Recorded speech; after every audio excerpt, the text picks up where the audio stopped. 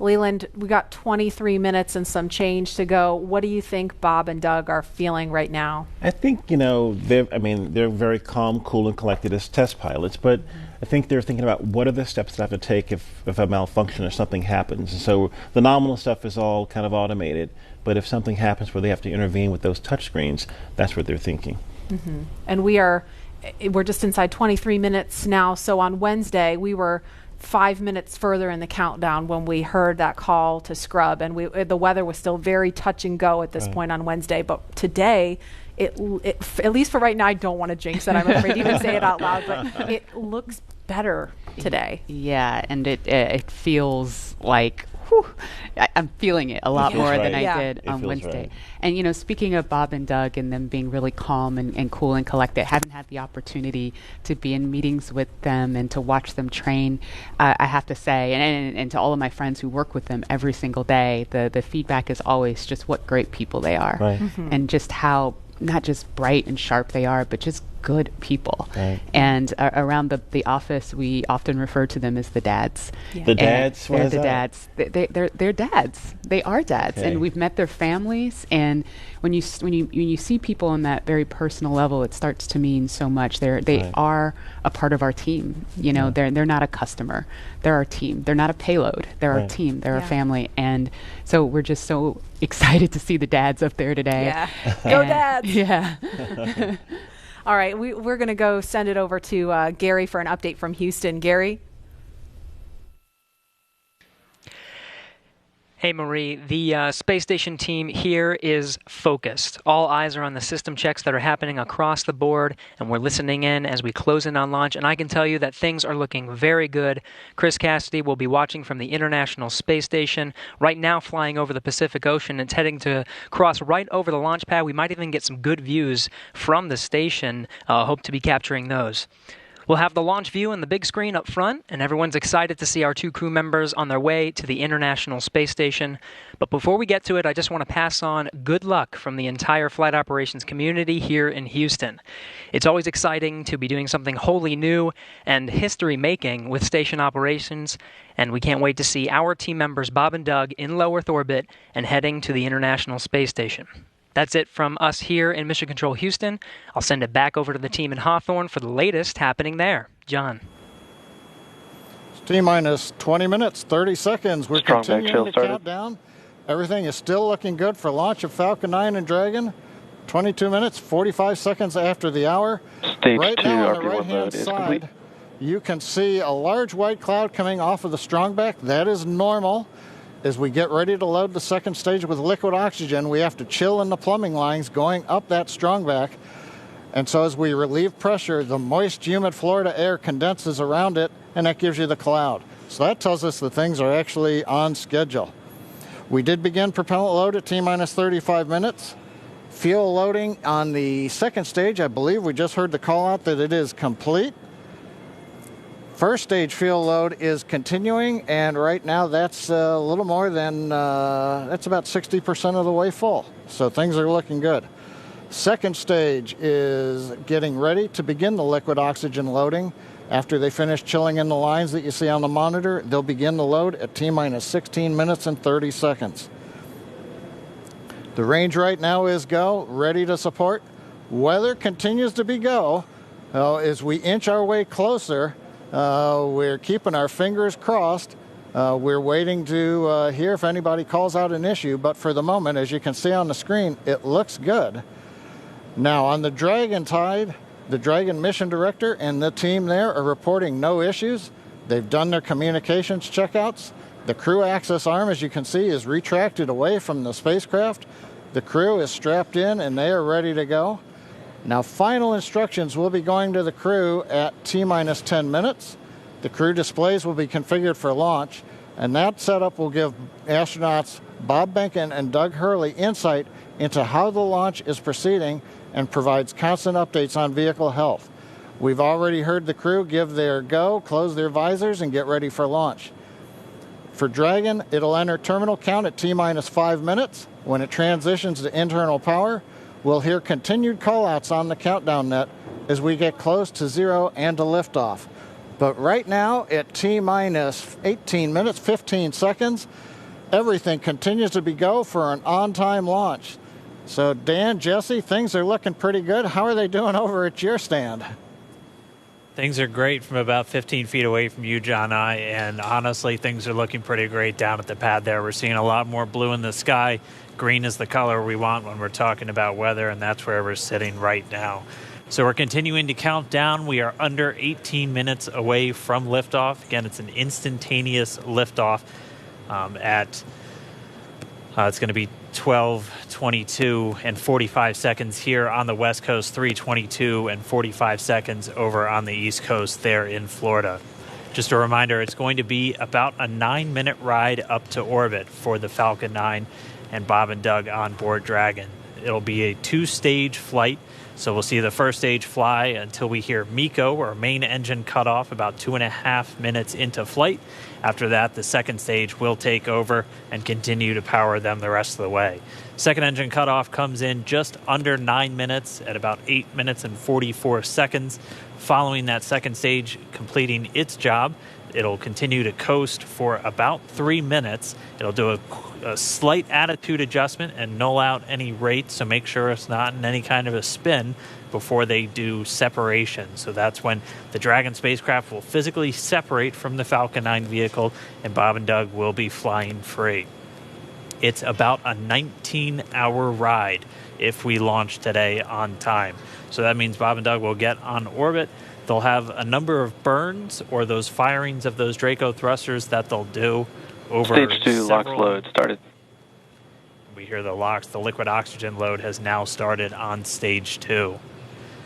But again, they're going to be doing a series of burns on the way uphill towards the International Space Station 5, spread out over the first 16 hours or so of their flight until they get much closer, and it's time for that approach and docking. And we are expecting that with an on-time launch to happen today. That'll be coming tomorrow in the afternoon. All right, now that we're under 16 minutes away, we have a special guest joining us. I'm going to toss it over to Jesse. We are T-minus 15 minutes and 45 seconds from liftoff of our second demonstration mission today, and we have the honor of having SpaceX's President and COO, Gwen Shotwell, join us. Thanks, Gwen, for coming out and taking a few minutes to chat with us. Thanks, Jesse. We know you've been on console. How's the countdown been going so far in there? Countdown is clean today, just like it was Wednesday. We did clear the weather hurdles sooner than we did on Wednesday. And the only thing we're watching right now is downrange weather and lightning at the staging location. Of course. But we will clear that hurdle at T-minus 7 minutes. Awesome. Great. Very exciting. Now I'm going to throw it back to 2012 because you were on console for Dragon when it was first making its way to the space station. How does that experience compare to today? Stage 2 LOX is on the DPs. So I was nervous then. I stopped getting nervous for launches. Today I'm nervous again. Super nervous. Stomach and throat. Understandable. No, it's a fantastic day today. I'm really excited. The team is pulled together. It's such a professional operation. And when I say team, by the way, I mean SpaceX and NASA. These folks have been working incredibly hard and have done a fantastic job. Yes, and we are all so excited. And we know that you have to get back inside of Mission Control, but is there anything that you wanted to say before liftoff to NASA and SpaceX? Well, I want to thank NASA, of course, for their generosity and their help with getting to this place. I want to thank all the SpaceXers who have come together to make this moment in history. And I want to thank Elon for hiring me. We thank Elon for hiring you as well. Thank you so much for joining us. We'll let you get back to Mission Control. And good luck with launch today. Thanks, Jesse, and Godspeed, Bob and Doug. Well, we are so excited. We are just a few minutes away from countdown, so we are going to turn it over to Dan and John for the final minutes in terminal count. Take it away, John. T-minus 13 minutes, 30 seconds, continuing to count down. We're continuing to load fuel onto the first stage. That should finish up in just about 6 minutes. Fuel is completely loaded on the second stage. That's closed out. And we are continuing to load liquid oxygen on both the first and second stage. The liquid oxygen load beginning on the second stage just about 3.5 minutes ago. We are also loading cryogenic helium into the storage vessels on the first and second stage, getting in the last little bits of helium when we keep it cryogenic, cold and liquefied. That gets us, just like we do with liquid oxygen, the maximum amount into the storage volume so that we can get the most performance out of the vehicle. Right now, we are in a fairly quiet state on the vehicle. Ground pumps continuing to put the propellant in to first and second stages. Next significant issue callouts that we're going to hear will probably be inside the T-minus 10 minutes when they talk to the crew. We'll listen for that. But at the moment, everything continuing to look good at T-minus 12 minutes and 20 seconds.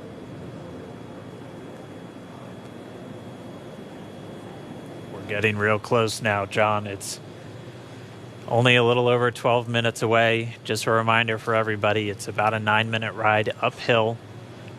We'll have some dueling boxes going on as that first stage is going to be coming home while the second stage is carrying Bob and Doug into orbit. But obviously, we'll be keeping an eye on our astronauts the whole way uphill. Some of the calls that you'll be hearing, as there will be what we call performance calls over the Dragon to ground the entire way uphill. And you'll just hear some of the SpaceX engineers calling out trajectories and booster performance. So we're always looking for that word nominal. I know that's one of John's favorite words. That's one of mine too. We want to hear nominal as much as possible up on the way uphill. You might also hear some number and letter combinations, and those correspond to the different abort zones that Bob and Doug are in during their flight uphill. There's 1A and 1B, which signify that they're on the first stage. Those carry them from there in the Cape all the way up to about the very top of North Carolina.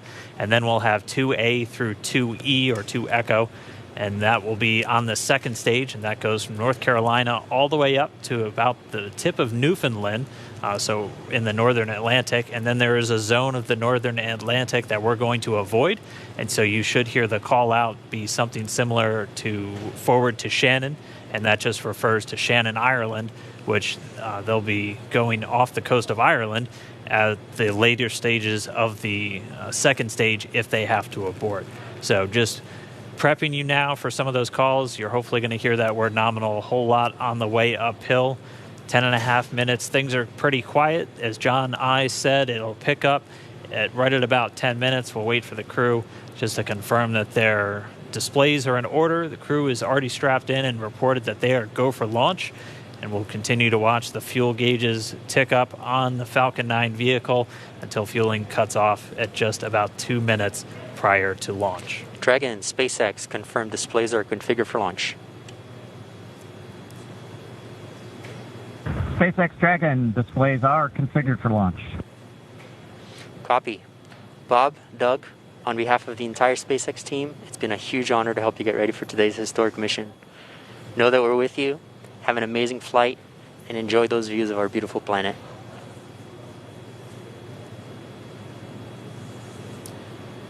Thanks, Jay. It is absolutely our honor to be part of this huge effort to get the United States back in the launch business. We'll talk to you from orbit. Thank you. Copy all. Thanks for those words. The SpaceX Corps, so again, that voice that's going to be talking to Bob and Doug throughout their mission from right here in Hawthorne, just offering a few quick words. The crew did confirm their crew displays are configured for launch. We are coming up on 9 minutes and counting. We've gotten through T-minus 10 minute with the crew discussions. Activity is now going to switch over to Falcon 9.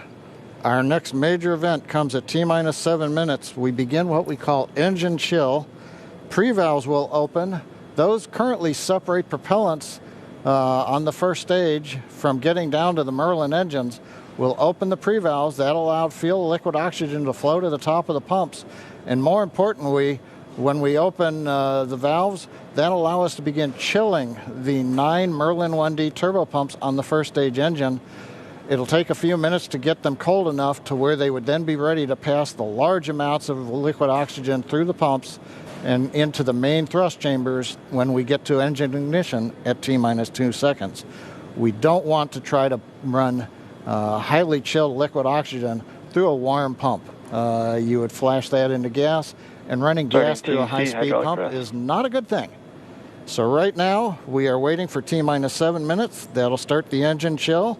Shortly after that, we will also get the fuel shutdown.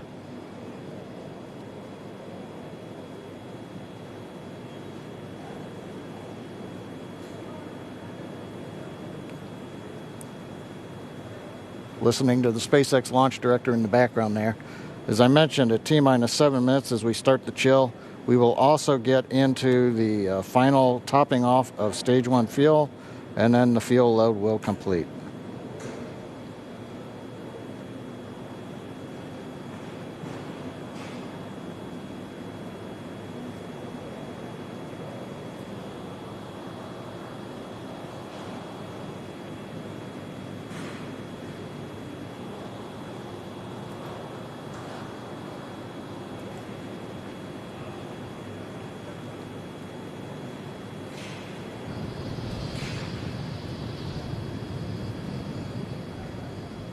Stage 1 and Stage 2 engine chill has started.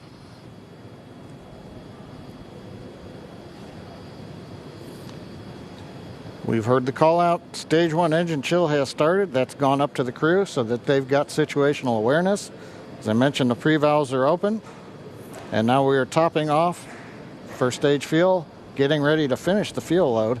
Liquid oxygen load on first and second Engine stage hydraulics at pressure will continue until the last 3 to 2 minutes of the countdown. We should hear that call out RP1 load complete coming up at about 6 minutes. Again, RP1 is just that densified kerosene or that rocket fuel that Falcon 9 is going to be used to power Bob and Doug to orbit today.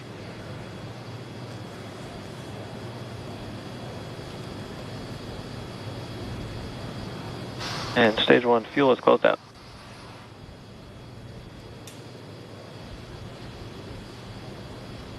Right on time.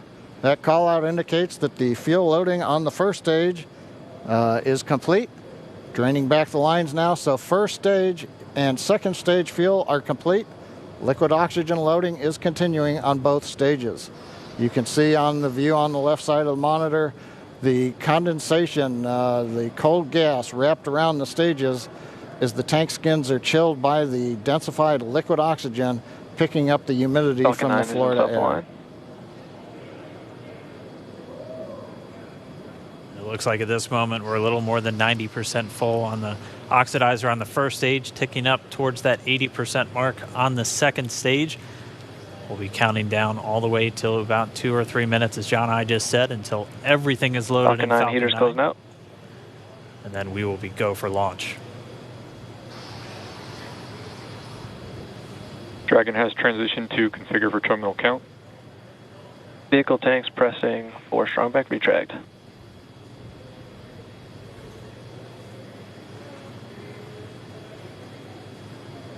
We're pressurizing the Falcon 9 tanks. We're going to open the clamp arm around the second stage and begin to retract the strongback. We'll move back about 2 degrees.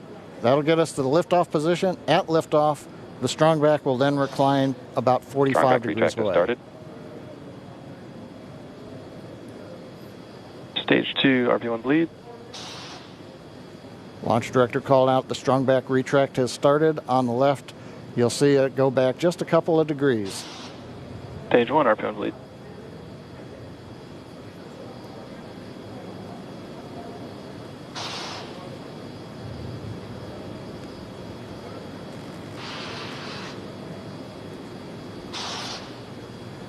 We are just 4 minutes away from liftoff. Again, at this moment, Bob and Doug are really just laser focused on those displays. They have insight directly into Dragon and the Falcon 9. They're able to see where their fuel loading is at, how everything's progressing down with the count. AFTS final setup started.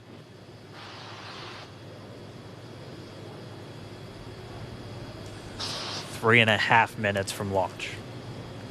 And the strongback is now reclining away from the Falcon 9.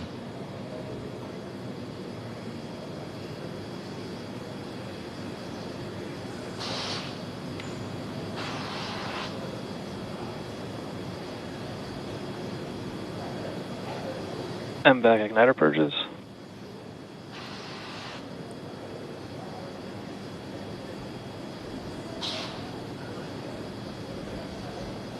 I'll go bleed. Dragon has transitioned to terminal count and is on internal power. Stage 1, LOX load closed out. Okay, we're at T-minus 2 minutes, 42 seconds. Stage 1 LOX load is closed out. Stage 2 will continue to load for about another half a minute or so. Once we get the completion of Stage 2 LOX loading, we have to vent down the line, so you'll see another large white cloud coming off of the strongback. That'll be normal. That'll happen Vehicle around is transitioning to T-minus internal power. 1 minute and 40 seconds. We're going on internal power now. Just a few seconds away from the Stage 2 LOX load being complete. It's been almost 9 years since we've been in this position. A lot of work done by thousands of people to get to this point. All our eyes focused on 2 now.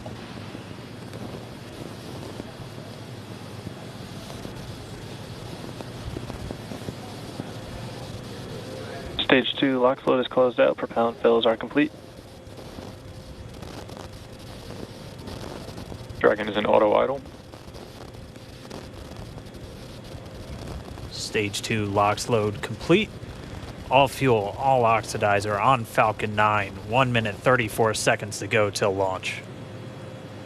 Ground gas closeouts is starting.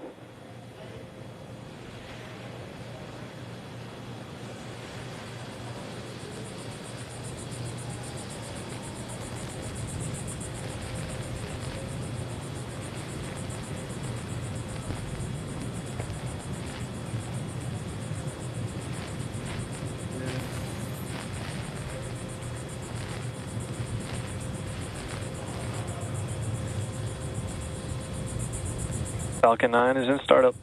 Dragon is in countdown. FTS is armed for launch. Under a minute now, the FTS, the flight termination system, has been armed. Dragon, SpaceX, go for launch. SpaceX Dragon, we're go for launch. Let's light this candle.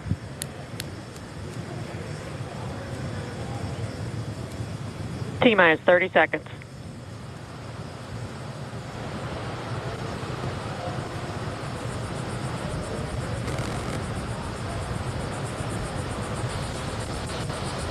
Stage 1 tanks pressing for flight. T-minus 15 seconds.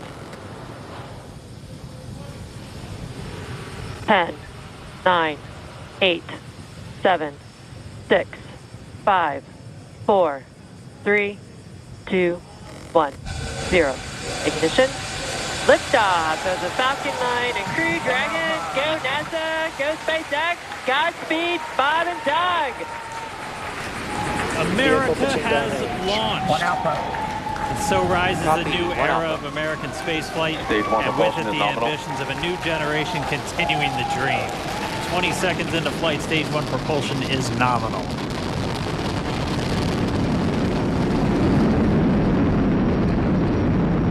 T plus 30 seconds into this historic mission. Flying crew on board Dragon and Falcon 9, and look at them go. Falcon power telemetry nominal. M1D throttle down. We're throttling down to get ready for the period of maximum dynamic pressure. We're in the throttle bucket. Reports say all systems are go. Vehicle is supersonic. We've exceeded Mach 1 on the Falcon 9. M1D throttle up. We're throttling back up to full power as we're through max Q. Copy, 1 Bravo. And we heard that 1 Bravo call out. That's just the second abort zone that they're in. They'll continue to be on this until the first stage has done its job and they switch over to the second. At this point, Bob and Doug pulling about 2.3 Gs, 2.3 times the Earth's gravity, already moving at over 1,500 miles per hour. We've heard the call out for MVAC engine chill. That's getting the MVAC engine ready to light. That'll come at about 2:44 into flight. Right now, everything continuing to look good. Next major event coming up is going to be the triple. We'll have main engine cutoff of the 9 first stage engines, stage separation, and then ignition of the second stage engine to continue to carry astronauts into orbit. Coming up in about 20 seconds. M1D throttle down.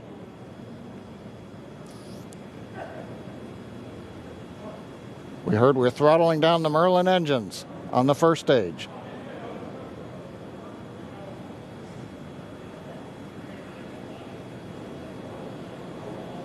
And we have MECO. MECO. 2 Alpha. Falcon stage separation confirmed. Copy, 2 Alpha. MVAC ignition.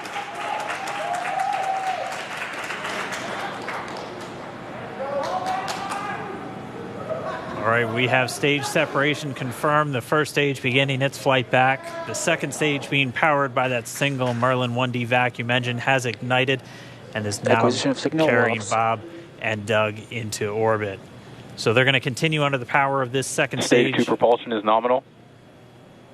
Which will cut off at SECO, or second engine cutoff, at about 8 minutes and 44 seconds into today's flight. So a little over 5 minutes to go still on this second stage. You heard the call out 2 Alpha, so they're now in the longest abort zone that carries them all the way from about North Carolina up the eastern seaboard almost to Canada. Things looking good, though, getting good call outs, nominal propulsion on that second stage. Bob and Doug continuing to make their way into orbit.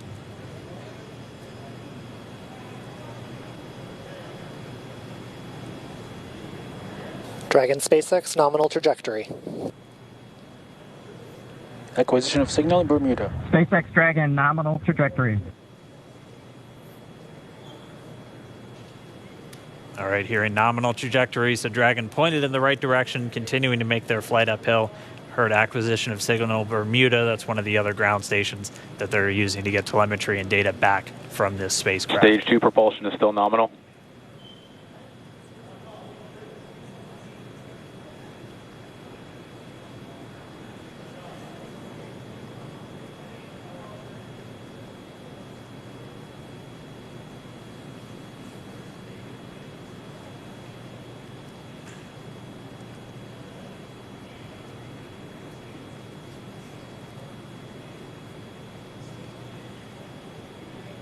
A little over 4 minutes, 40 seconds into the flight. Bob and Doug flying at more than 5,600 miles Dragon per hour. SpaceX nominal trajectory. Already almost 200 miles downrange from the Kennedy Space Center. Nominal trajectory continuing.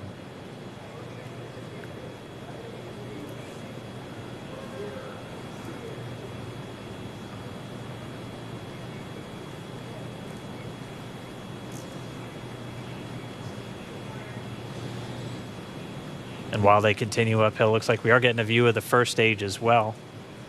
Yep, on your right screen, you can see that first stage with the grid fins deployed. It's making its way back to attempt to land on our drone ship, Of Course, I Still Love You Today. And we're just about a couple minutes away from the entry burn, and that's where 3 of the 9 Merlin engines do ignite to help slow the vehicle down as it re-enters back into the Earth's atmosphere. And then after the entry burn will be the landing burn, which is just a single engine Dragon burn. SpaceX nominal trajectory. And you heard nominal starting chill for entry burn. There's that call out. They are still on a nominal trajectory on Dragon, still on second stage, and that's that MVAC engine on second stage on your left screen.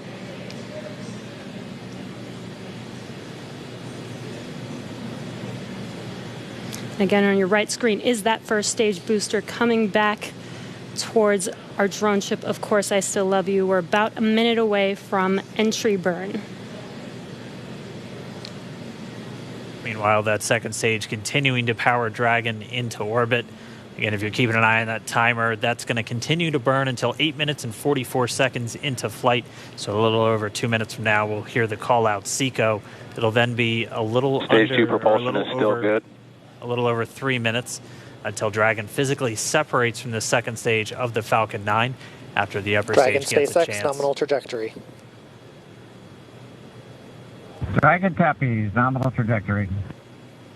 Continuing to check in with Bob and Doug as they are on a nominal trajectory. Just about 10 seconds away from that first stage, starting that entry burn on your right screen. We should be able to see that view live. Stage 1 entry burn startup.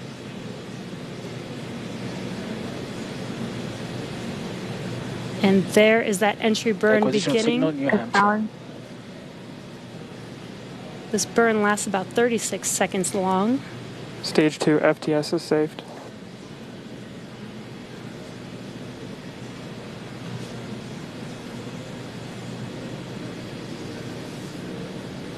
While that entry burn continues, we're just about a minute away from SECO. We'll have a number of events all happen in rapid succession. That'll be the second engine cutoff. Stage 1 we'll entry be burn looking for shutdown. that stage 1 landing burn shortly after. Yeah, actually just within a few seconds of each other. It's such a cool view on your left screen, seeing Bob and Doug on Dragon. Right now you can see the displays that they are seeing right now themselves. Terminal guidance. And back throttle step. We are coming up 25 seconds or so away from SECO, or second engine cutoff. This is also the point where Bob and Doug are experiencing their highest G-force. We're seeing the counter tick up to right about 1.8. Copy, Shannon. You heard Shannon, so that just means they're in their final abort zones. If they were to abort at this point, it would either be an abort to orbit or to land off the coast of Ireland. Standing by for second Stage 1 landing cutoff startup. confirmation. And back throttle step. And back shutdown. Stage 1 landing layer. Confirmation of SECO's second engine cutoff. Now we are waiting for our first stage to make its way to our drone ship. Of course, I still love you. Dragon SpaceX, nominal orbital insertion. Launch escape confirmation, nominal Dragon orbital copies, insertion. nominal orbital insertion. Deploy. And what you're seeing on your screen is a live view of our drone ship, where our first stage will be coming down. Looks like we lost that live view, but we'll wait for confirmation of that landing shortly here. Falcon 9 first stage successfully landed. And there you can see on your screen, Falcon 9 has landed. This is the first Falcon 9 to carry humans to orbit, so very exciting for us. And as you can see on your right screen, Bob and Doug are still making their way to their targeted orbit. M1D to recovery 1. So exciting today. M1D.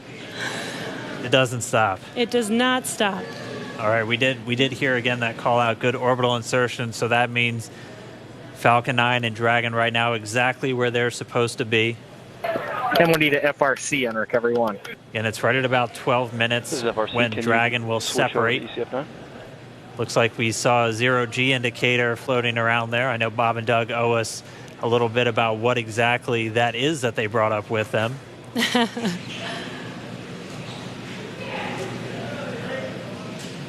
And before separation, before Dragon initiates separation from the second stage, they do make sure to they do ensure that the vehicle is not spinning and it is in good condition before we separate.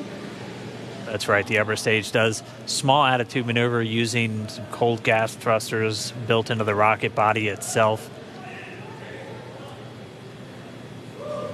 Exactly. So we do expect that separation to occur in about a minute from now, but they do wait until they have full confirmation that it is ready to separate.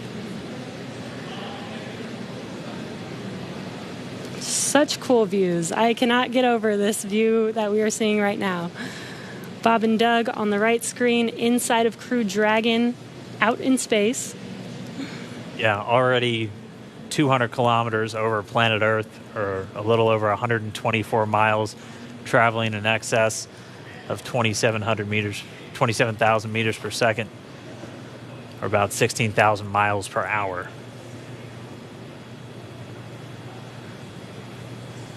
So again, we're just standing by. That separation event should be coming up shortly. Then they'll begin a series of checks on the Draco thrusters that are going to be used to maneuver and then power Dragon on its flight to the International Space Station. Standing by for separation. Expected loss of signal, Wolves. It sounds like we had an expected LOS, loss of signal, with one of the ground stations. Waiting for confirmation now of that. Dragon separation confirmed. Dragon separation confirmed. There is a great view right in front of you of Dragon separating. Separation confirmed. And there's that call out. Dragon is now officially making its way to the International Space Station today. Dragon SpaceX with that separation call. We have a few words for you from our Falcon 9 team. Standing by. Dragon, Chief Engineer on Dragon to Ground. Bob Doug, on behalf of the entire launch team, thanks for flying with Falcon 9 today. We hope you enjoyed the ride and wish you a great mission. Thanks, Bala. Congratulations to you and the F9 team for the first human ride for Falcon 9, and it was incredible. Appreciate all the hard work, and thanks for the great ride to space. Copy all. And Mike, proud of you guys and the rest of the team. Thank you so much for what you've done for us today, putting America back into low Earth orbit from the Florida coast. Copy all. Good luck. Godspeed.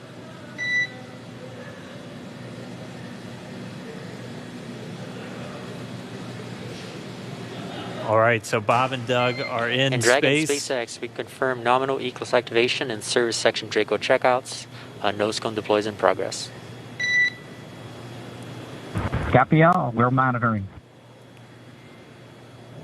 The Corps here in Hawthorne giving the crew a heads up that we have confirmation the nose cone is deploying. So again, that nose cone is going to open up a little bit more than 90 degrees, goes up to about, I think, 105 degrees, and that's going to expose the actual docking ring and the hatch that they're going to be going through once they attach to the International Space Station, and also 4 of those Draco thrusters, we call them the forward bulkhead thrusters, that are going to be used for these major phase burns or firings of those thrusters to actually raise their orbit gradually over the coming hours. Also heard good activation of the ECLS, that's the Environmental Control and Life Support System. That's everything controlling their atmosphere, just keeping Dragon a nice, safe, habitable environment where they're going to be living for the next 19 hours until they arrive at the space station. Right, exactly. And Falcon 9's job may be done for today, but the mission is not over. Crew Dragon's job is not done. As you can see, Bob and Doug are still inside Crew Dragon, making their way. It will be a 19-hour trip to the International Space Station before they dock tomorrow morning. And such cool views. I love that we can get these live views here and see and watch what they're doing now that they are in orbit. Yeah, it's incredible to just be looking over their shoulder, to be along for the ride. And we're going to be with them, and we're going to be with all of you the entire way for their journey to the space station. We're going to be covering live throughout.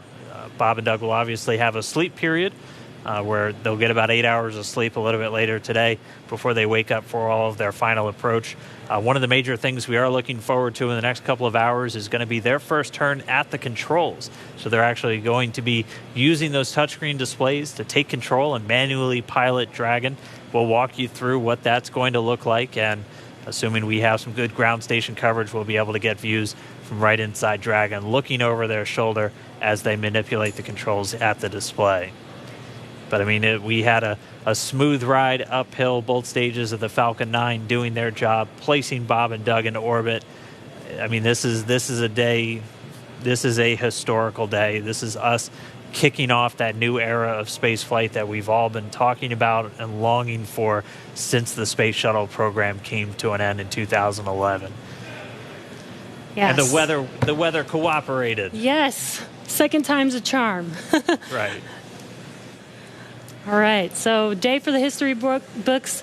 As you can see, we have lost some live signal there, but the mission still continues, and we're going to send it over to KSC to continue broadcasting live with you. Expected loss of signal, Newfoundland. Yeah, Jesse and Dan, we are just in awe over here. When I woke up this morning and looked at the weather forecast, I was like, man, we're going to be back here on Sunday, but we did it. The room cleared out. Everybody was outside watching, and inside the lights were shaking, the cameras were shaking. Lauren came back in with tears in her eyes. This is really amazing. I can't believe it. I saw it with my own eyes. This is, I'm a little bit speechless. Just so grateful that we got them up there, and there's a lot more to go, but I'm so happy they're safe right now. I'm just so happy. Yeah.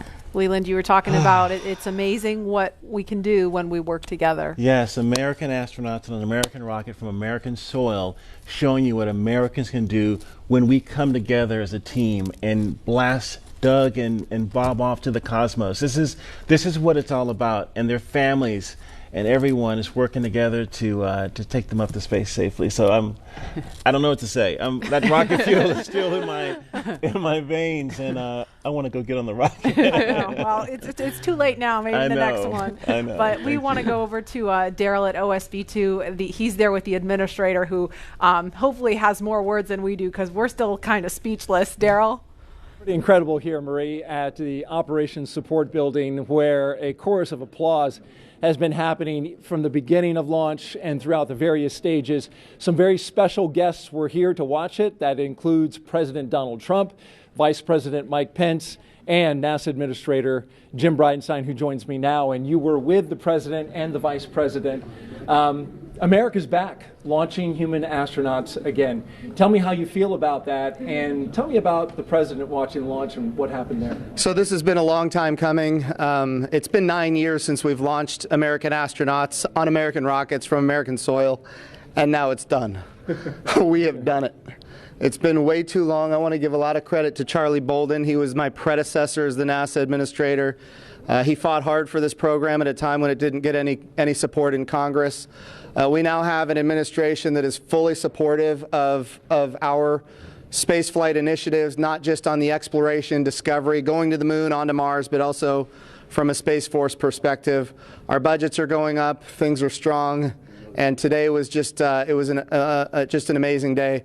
You know, one of the things the President did right out of the gate when he became President is he created what's called the National Space Council, and he put the Vice President as chairman of the National Space Council. And on that National Space Council, you've got the Secretary of Defense and the Secretary of State and the Secretary of Commerce, the Secretary of Transportation, the Secretary of Education, the Chairman of the Joint Chiefs, all of these different amazing individuals that deal with space day in and day out. A lot of people don't realize how many parts of the federal government deal with space.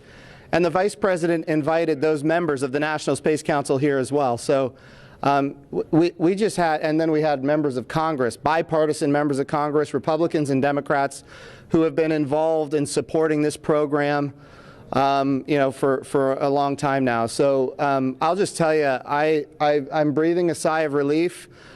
But I will also tell you, I am not going to celebrate until Bob and Doug are home safely. Tomorrow, they're going to dock to the International Space Station. Tonight, I'm heading to Houston to be at the Johnson Space Center when that happens. So it's a bit of a relief. The nose cone is now open. It's now deployed, which means that now we're going to go into some burns. We're going to have some phasing burns. We're going to have some boosting burns, and we're going to get as much as we can in alignment with the International Space Station as early as possible here. But also, I know it's hard, but the big thing that we need to do now is we got to get Bob and Doug, who have now gone through this exercise twice. They need to get some rest. But I can guarantee you there will be no rest for a good amount of time while they're up there in orbit. And they are certainly on their way, and a lot of people joining us for this entire celebration and watching it. We just heard 10 million people watching live as this launch happened, and President Donald Trump becoming the third sitting president to watch a launch live from the Kennedy Space Center. First, to be clear, I think he's the only sitting president to watch American astronauts launch on a brand new rocket that has never launched before. And That's a big risk. You know, he also said we're going to go to the moon by 2024. That means he's putting himself at risk to say, look, I'm going to be accountable, potentially, I'm going to be accountable to the initiatives that I put forward. And I think we have not had that kind of leadership for space in a very, very long time. And we're so grateful for it. What was it like watching the launch with the president? How did he react? Oh, I'll tell you, it's obviously something that is near and dear to him. He said it a year and a half ago. He put it in the State of the Union speech. He said, we're going to launch American astronauts on American rockets from American soil. And of course, I was like, in my head, I'm thinking, we better get after this. Of course, we've worked overtime to make it happen. We might be a little behind schedule, but we got it done, and we got it done safely. We're knocking on wood, but so far so good. It's looking good. You personally, Jim, as that rocket was lifting off and you felt that rumble? Yeah. What'd you feel? What'd you experience? Well, I was praying. I'm not going to lie to you. I was praying. I was praying for Bob and Doug. I was praying for their families. I was praying for their safe return, even though they're just going. But man, I'll tell you, it was, I've heard that rumble before, but it's a whole different feeling when you've got your own team on that rocket. And they are our team. They are America's team. This is Launch America. This is everything that America has to offer in its purest form. And times are tough right now. There is no doubt. We've got the coronavirus pandemic. We have other challenges as a country. But I hope this moment in time is an opportunity for everybody to reflect on humanity and what we can do when we work together, when we strive, and when we achieve. And if this can inspire a young child to become the next Elon Musk or the next Jeff Bezos or the next Sir Richard Branson, then that's what this is all about. Or the next Jim Bridenstine. Yeah. Well, I wouldn't put me in that category, but.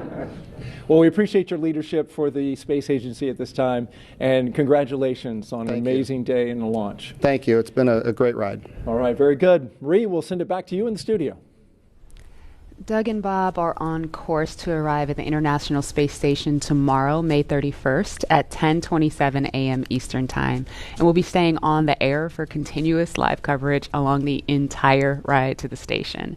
So though our coverage here is concluding, we will turn it over to the teams in Hawthorne and Houston to take us through the next phases of the Demo 2 mission, all the way through hatch opening and a welcome ceremony on the space station for Bob and Doug tomorrow.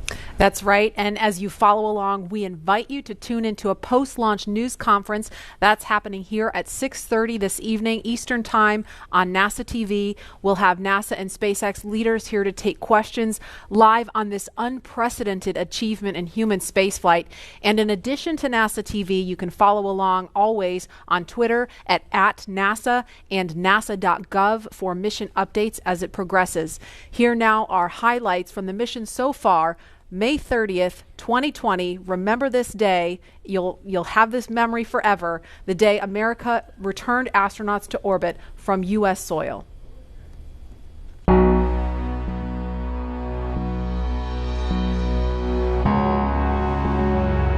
Wow, we're making history again. Let's go.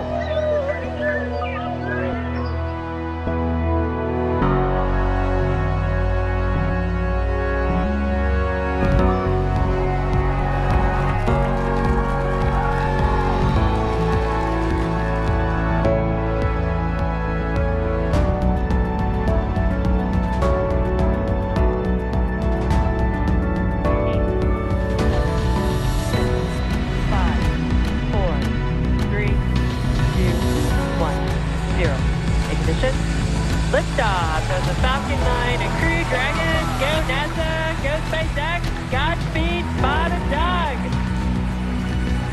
America has launched. So rises a new era of American spaceflight, and with it the ambitions of a new generation continuing the dream.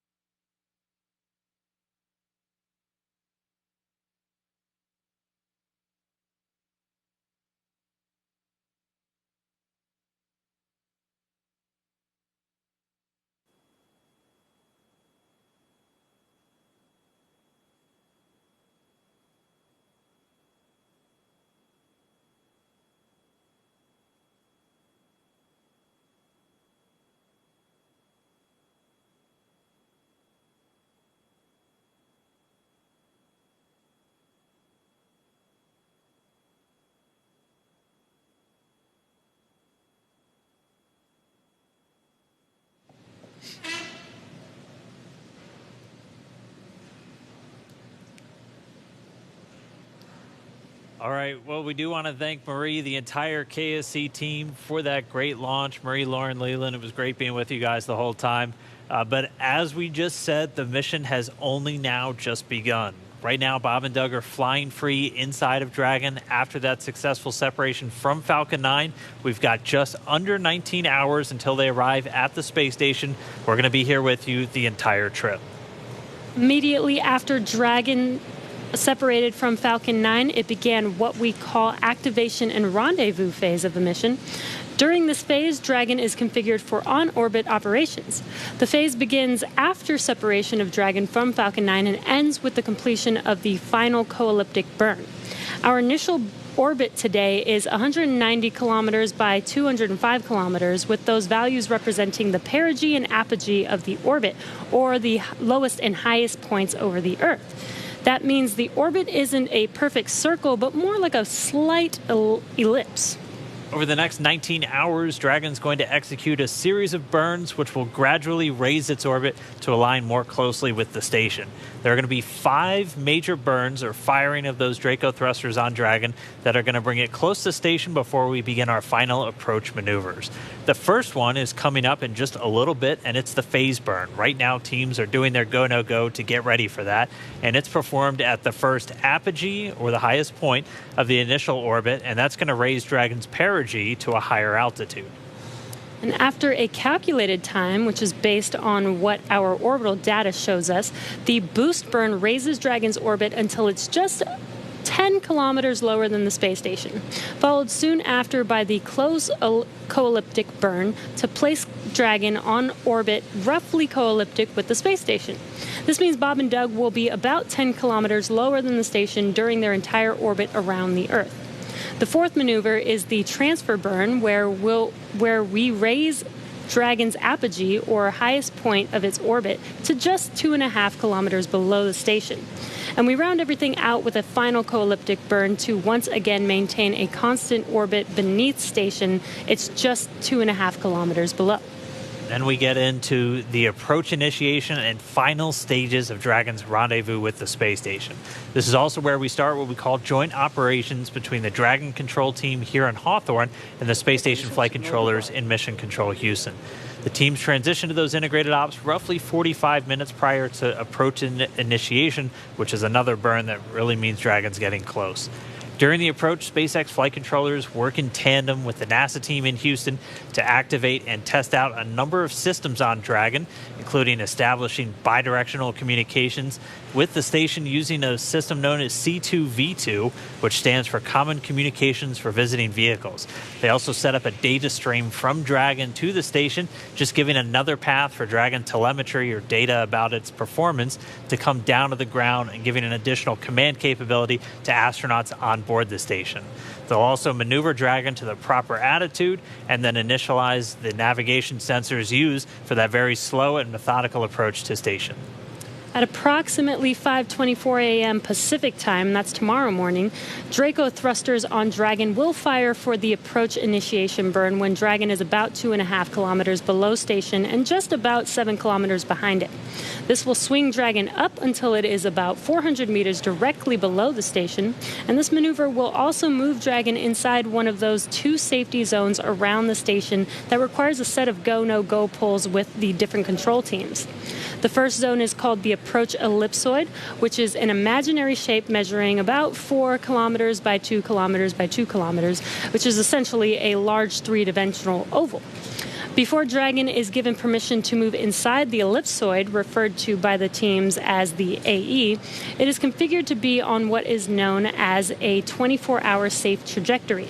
This means that if Dragon lost all control... Dragon, SpaceX for update and burn briefing. If Dragon lost all control to its thrusters, it would be at least 24 hours before its... Go ahead, Jay. ...trajectory would move inside the approach ellipsoid. Okay. For suit doffing, we're still waiting for cabin to be below 25C and trending down. It looks like it's on the way there, but not quite. And the second item is during the burn, we may have intermittent comm and due to pointing, and this is expected.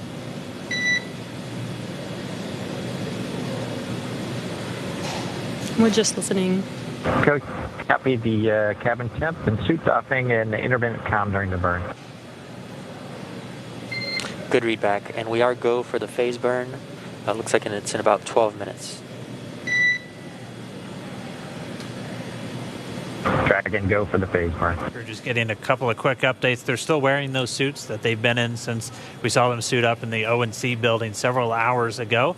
Once temperature just comes down inside the cabin a little bit, they'll get to go to doff or just take their suits off. And you just heard we're less than 12 minutes now from that first burn called the phase burn. Getting back to where we're going to be tomorrow, though, once Dragon arrives at just 400 meters below the station, it's going to be what's known as Waypoint 0, and that's the first checkpoint during our approach. The vehicle can hold at 400 meters, or it can continue on if all the systems check out, and then it'll begin the approach to Waypoint 1. By this point, the teams will do a go, no-go for Dragon to move inside the keep-out sphere. It's another one of those zones around the station, and it's an imaginary sphere with a radius of about 200 meters.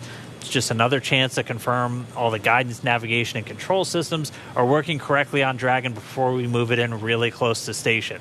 And it carries a similar requirement to the AE that Jesse talked about, where if Dragon lost all control of its thrusters, it would not go inside of that sphere for at least 4 orbits or about 6 hours instead of the 24 hours for the approach ellipsoid. Dragon's move from Waypoint 0 to Waypoint 1 will swing it up and out in front of the station, pausing at a distance of approximately 220 meters. At this point, it will be on what we call the docking axis, which essentially means it is directly in front of the docking port. Bob and Doug are headed to the forwardmost port of the International Space Station, the Node 2 forward port. That is where Dragon docked last year on the Demo 1 mission and where one of the 2 international docking adapters is located. These were installed for new commercial spacecraft flights and any other future spacecraft that also use the international docking standard. Before moving into the final waypoint, the crew will execute their second manual flight test, except this time they'll be in what we call the near field. That just means they're close to the station. The crew will actually command a hold when they're 220 meters away from the station and conduct a series of maneuvers. So it'll be Doug and Bob at the controls. First, they'll fly Dragon to the center line of the docking approach, just precisely lining it up with that docking port. Then they'll do a number of translational maneuvers, so using the Draco thrusters on Dragon to move it around the different axes. And then they'll always be checking in with the ground on how much propellant is used. Again, translational is just you're moving back, forward, side to side. When we refer to attitude maneuvers, it's where you're pointing. But once they're complete with that, they'll transition control back over to the Dragon flight computer to resume that automated docking. And once Dragon is only 20 meters away from Waypoint 2, that the spacecraft focuses on aligning its docking system with the docking adapter. Dragon will then fly in and make contact with the IDA, giving us what we call a soft capture. The soft capture ring then retracts until sensors indicate it's time for hooks to drive in place to give us a hard capture and firmly secure Dragon to the station. Then it's time for leak checks and hatch opening, which is currently timelined to come about 2 hours following docking. We're going to be here with you the entire way, and again, it's going to be a 2-team effort once Dragon gets really close. So why don't we jump over to Gary, International Space Houston. It's got to be exciting seeing that launch and knowing that they're on the way to you. How's the team doing, Gary?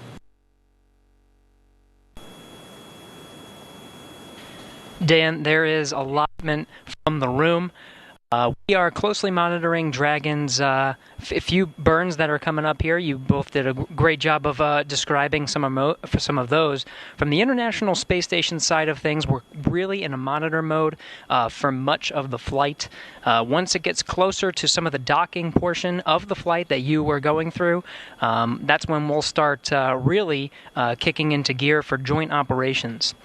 Just when the Dragon is just about 80 kilometers away, we'll start doing our checkouts of a system called C2V2. That's the communication system. Dragon, through the most of its flight, will be talking or communicating with the TDRS satellites, geosynchronous satellites around the Earth. Right about the 80-kilometer part, we'll be turning on the C2V2. That is the common communication for visiting vehicles and establishes a link between the International Space Station and Dragon. It'll be turned on for some S-band connections and testing some of the radio signals as Dragon makes its approach. Really, though, we'll be monitoring the approach through some of those final burns once it's in front of the International Space Station. The space station has a few things that it needs to do from the attitude control side of things to really prepare the station for docking, switching some of the thrusters over to the Russian side and really relying on those control moment gyros and the angular momentum there to keep the International Space Station nice and steady. Once it makes its approach, it'll really be up to Bob and Doug to perform those final maneuvers and into docking. Chris Cassidy, though, will be monitoring from the inside. He's got a tool called the RPOP, and he'll be monitoring the approach from the inside of the International Space Station. Chris Cassidy, through the past couple days, has been preparing the International Space Station for Bob and Doug, getting some of the beds that they'll be sleeping in on the International Space Station ready, really preparing some of the tools that he'll use for the monitoring, and then when Doug and Bob are nice and close to the International Space Station, opening up the hatch and getting some air right between the hatch where Bob and Doug will enter the International Space Station. Everything's still looking good from the space station side of things. We should be exiting a loss of communication now and going back and getting some views from station. Still having great views from Bob and Doug incrementally. We'll be following right along through the duration of this flight until it docks just 19 hours from now. That's it from us in here in Mission Control Houston. Dan, I'll send it back to you over in Hawthorne. All right. Thank you, Gary. Now joining me here in Hawthorne, though, we'll get her a second to get mic'd up and everything, but SpaceX's Kate Tice, who was with us for Demo 1, we got to do the splashdown together. Yeah. Now we're going to do kind of that initial flight on orbit with Bob and Doug. So, Kate, thanks for jumping in. Yeah, absolutely. Hi, everyone. I'm Kate Tice. I'm a senior engineer here at SpaceX. Really excited to be joining you for the Demo 2 webcast here with Dan, like he said, in front of mission headquarters here in Hawthorne. So, like he was saying before, Dragon is going to be performing a couple of different things going on in the next few hours. We're going to have 5 major burns, but at the moment we are coming up to the first burn, which is the phase burn. And that's going to be, again, the first firing of those thrusters, those Draco thrusters. It'll be using both the forward bulkhead, so the ones that were uncovered by that nose cone, and also the ones around the service section or around kind of the bottom portion. And we've been looking at our timeline, and it's expected to last about 492 seconds is what they have it in there. So it's going to be a fairly long firing. And again, these are done just to gradually raise up the orbit. So essentially what we're doing is we're waiting until we're at the highest point of our orbit over the Earth. We're firing the thrusters, and that raises up the lowest point of our orbit. And then we just circle everything out with what we call a co-elliptic burn once we get back to that other side of the orbit. So they're going to just gradually do that over the coming hours until they're at the International Space Station. And then it's time for docking. Yeah. So, like Dan said, we have a total of 12 a total of 12 Draco thrusters on board of Dragon. In addition to the 4 bulkhead Draco thrusters, which we'll be using upcoming, there are 12 more Dracos in the service section, which is the area along the lower part of the Dragon capsule. These will be used in every burn and are primarily there to help maintain Dragon's attitude, which is especially important when doing the finely tuned approach into docking. Now, they can also be used for smaller translational maneuvers, but right now we're approaching the phase burn, and that should be about 3 minutes. Yep. So we're just going to continue to stand by, wait for that phase burn. That'll be the first major on-orbit event since they've done all of their checkouts and the nose cone is open. And then we'll be standing by. We should be having the first manual flight test coming up in just about 50 minutes from now if everything goes well. So that'll be our first chance to watch Bob and Doug actually fly Dragon. And so, I mean, that's going to be really cool. Again, it's designed to fly itself the entire time, but it's the crew has the ability to step in should they need it, and they'll actually be stepping in and taking control. So they'll be flying a brand new spacecraft for the very first time. Yeah, something that I like to remind my friends and family, as we've been leading up to this launch for the last several days, this is a demonstration mission, and so like that far-field manual flight test that we'll have coming up a little bit later, Bob and Doug, they're test pilots. This kind of mission is what they live for. before. If I remember correctly, it was 1981. Shuttle Columbia was the last time that we tested a completely new vehicle. So it's been a long time since anybody has had the opportunity to do a test flight like Bob and Doug are doing today and will be continuing to do for the next 19 hours. So that opportunity for them Dragon SpaceX for suit-offing plan. That opportunity for them to take control of the Dragon capsule if, for some reason that they need to, that is one of the test objectives. Yeah, we're right now, cabin environments are stable. Our plan is to give you the go for suit-offing after the phase burn. And we are seeing Draco Orbit 2, Draco 4 is a little bit a low temperature out of family. We're not tracking any immediate concerns, but just wanted to make you aware that we are looking into that.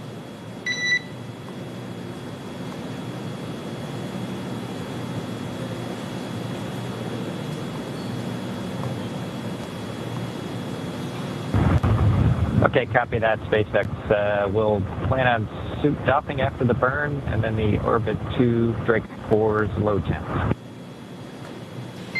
Good readback. All right, so the crew is going to stay in their suits until after this phase burn, which we should be hearing start in just about a minute from now.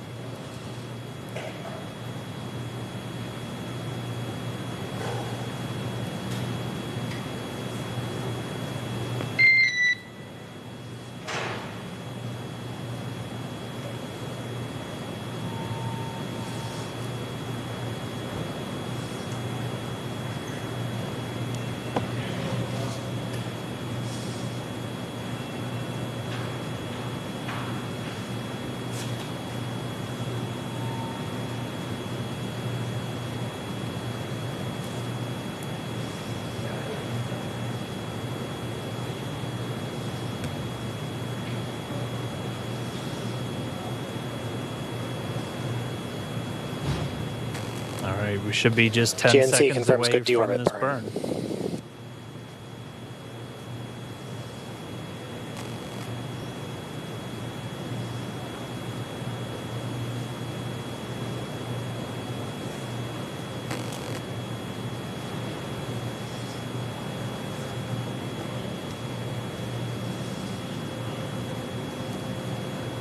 And we have confirmation the first burn is in progress. Again, this is the first of the 5 major maneuvers. This one's called the phase burn, using those forward bulkhead thrusters. So just those 4 Dracos at the very top underneath the nose cone to do these what we call delta V maneuvers. So just big changes in velocity that we're going to do to gradually raise this orbit up over the coming hours. Mm-hmm. So we're watching some of the screens. We're able to see the burn is in progress. It's expected to last for several minutes. So we'll just keep an ear out, make sure that everything goes well, and then we'll get a report pretty much the same time the crew does on how the burn goes. So we're really just looking for those words, good burn, after it's complete. Like we said, this is the first of 5 major burns that we will be performing over the coming hours. So this is basically the first major step in the free flight of Demo 2. Expected loss of signal, Diego Garcia.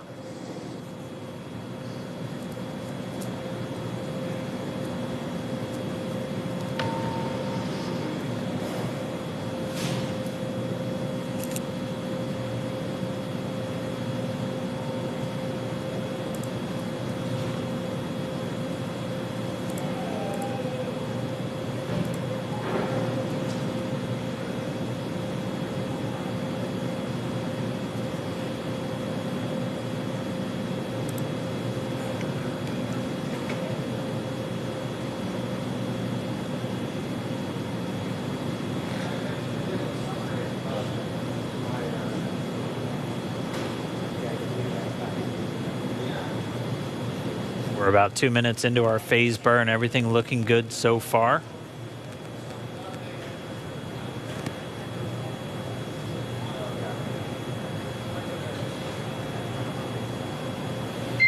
And Dragon SpaceX for awareness, burn is nominal so far. All right, we have confirmation that burn is nominal thus far. We concur, thank you. And And again, Bob and Doug have insight into how this is going the whole way just through those touchscreen control panel that they have right in front of them, those 3 screens. And when we get video inside the cabin back, hopefully as we're doing that manual flight test, you'll be able to get a really good close-up look at how they kind of have their window into Dragon itself.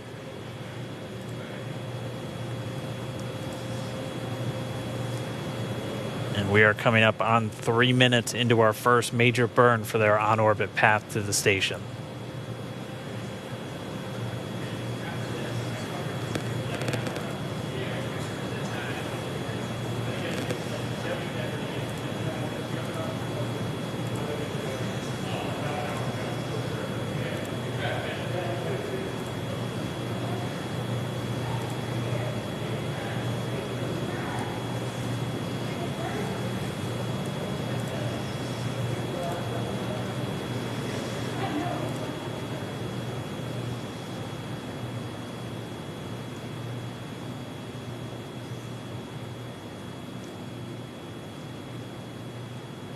If you're just now joining, we are 3 minutes 45 seconds into the phase burn. This is the first major burn.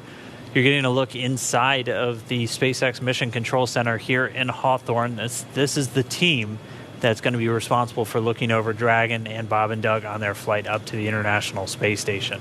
We'll have some intermittent video comm with the Dragon spacecraft itself, only when we're over some ground stations and only when we're doing some of these different maneuvers.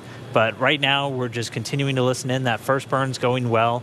Every single one of these burns is critical to actually making it to the International Space Station. So it seems like a pretty quiet time right now, but I mean, thrusters are firing on the Dragon spacecraft as we speak. They've been doing so for over 4.5 minutes. So we've got a little under 3 minutes to go, I think. Everything's looking good so far.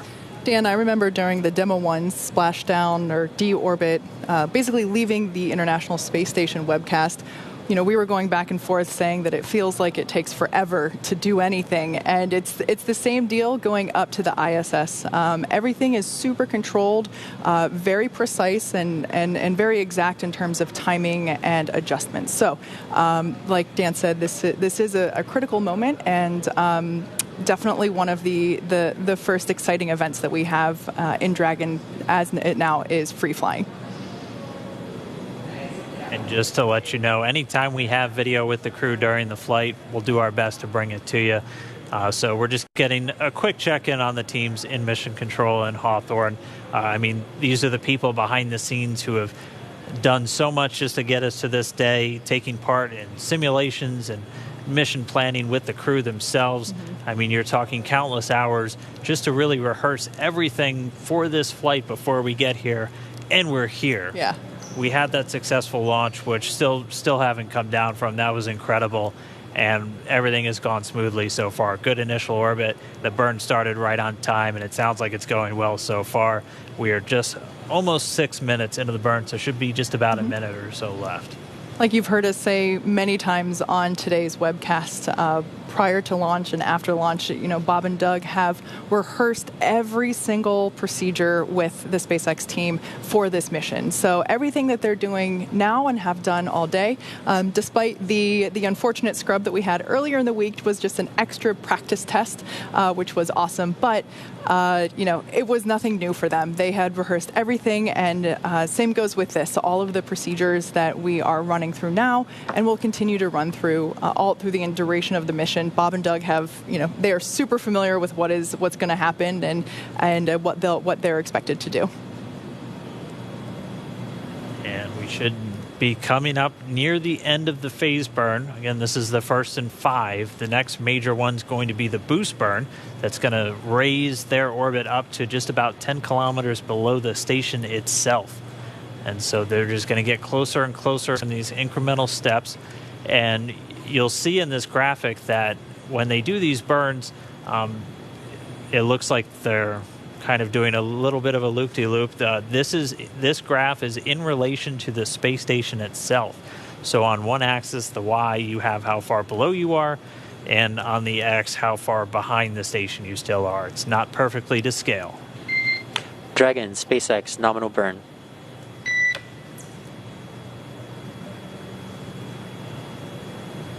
Nominal burn.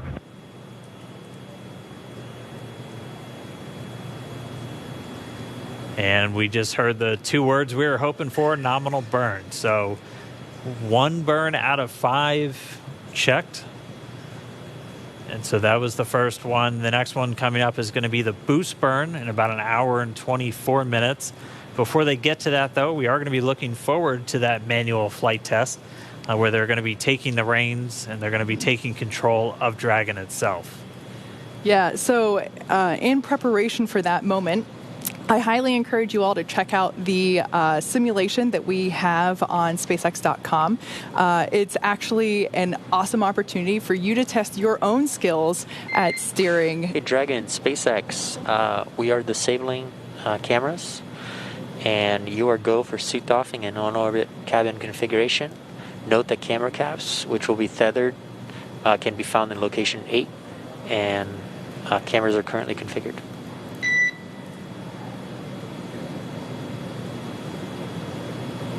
Yeah, so as I was...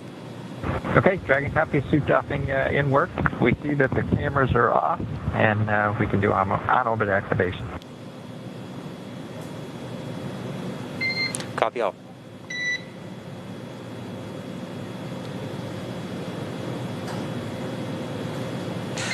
And Dragon, also at your convenience, if you can confirm the gas detectors are off, location 14.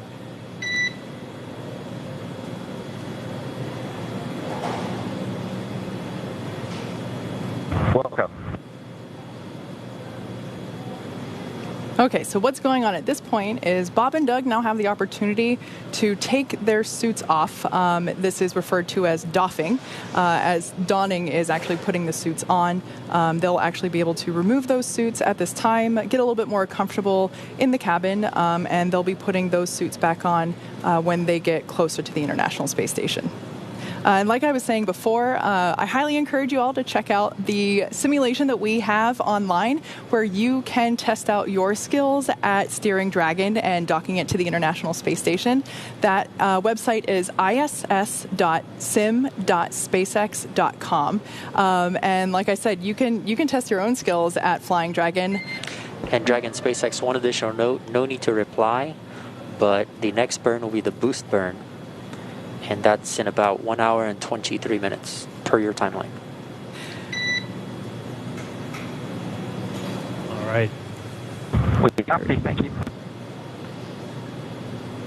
Yeah, definitely give the Crew Dragon docking demonstration a try. It's a lot of fun. It gives you a pretty good appreciation of just how difficult it is to fly and maneuver in space when you're not just thinking about going forward and backward. You have every axis imaginable that you have to worry about. Took me a couple of tries. I know those first couple I got impatient and flew in way too quickly, and then one time started to spin pretty wildly out of control. So it's probably a good thing I'm down here and they're up there, but it's a lot of fun to check out. Yeah, I was also really surprised at how many levels of control there are and how difficult it is to actually get them all to work in sync at the right speeds. Of everyone that I've spoken to that has tried it out first, it's unanimous. Everyone went too fast the first couple tries. I was the same. Although by my third or fourth try, I'm happy to say that my decades of Star Fox 64 training finally paid off. And I did. I managed to dock to the station after practicing a few times. SpaceX Dragon. Check. And Dragon, you were a little broken, but I did copy you.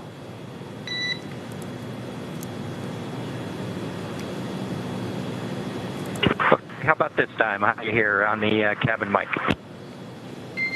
Loud and clear on the cabin mic. Copy that. Cool. We have you the same.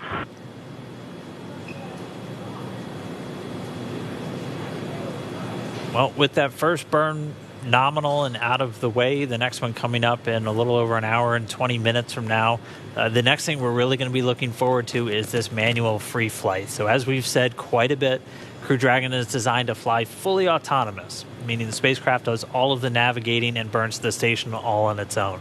There are manual override controls, though, on the spacecraft that enables the astronauts to step in, take control should any issues arise. And to test out those controls, Bob and Doug are about to do the first of 2 planned manual maneuvers inside Dragon. So they'll be using the touchscreen controls that we've seen at various points in the webcast, the crew display panel, and they'll practice putting Dragon in what's known as LVLH attitude. LVLH, or local vertical, local horizontal configuration, means that they'll use Earth itself as a guide and reorient Dragon with the nose cone pointing forward, and the bottom of Dragon, and at the bottom of Dragon, at least from where Bob and Doug are sitting, the Earth will be directly below them. So think of it as they'll basically be putting Dragon in the same orientation as an airplane flying over Earth. And they'll be taking this manual control, but they'll stop one step before actually sending the command of their attitude adjustments to Dragon's flight computer. So the flight computer itself is still going to continue flying Dragon, and as soon as they're done, they'll hand control back over. The flight computer will reorient Dragon, and it will continue on its way. It's going to fly in a whole bunch of different attitudes on the way up to station.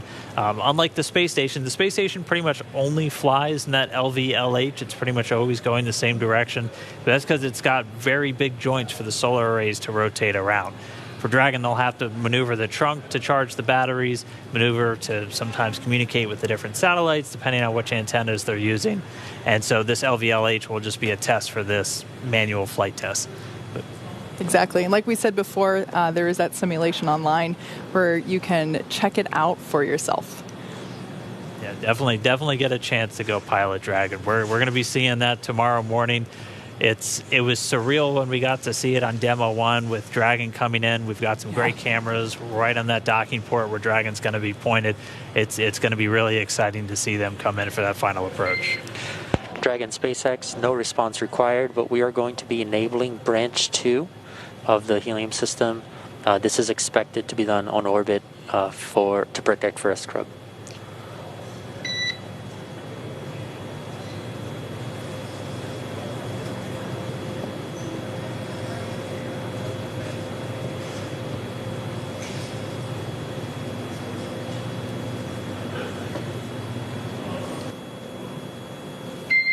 And Dragon SpaceX, this is just clarification. This will get us back into the expected on-orbit config.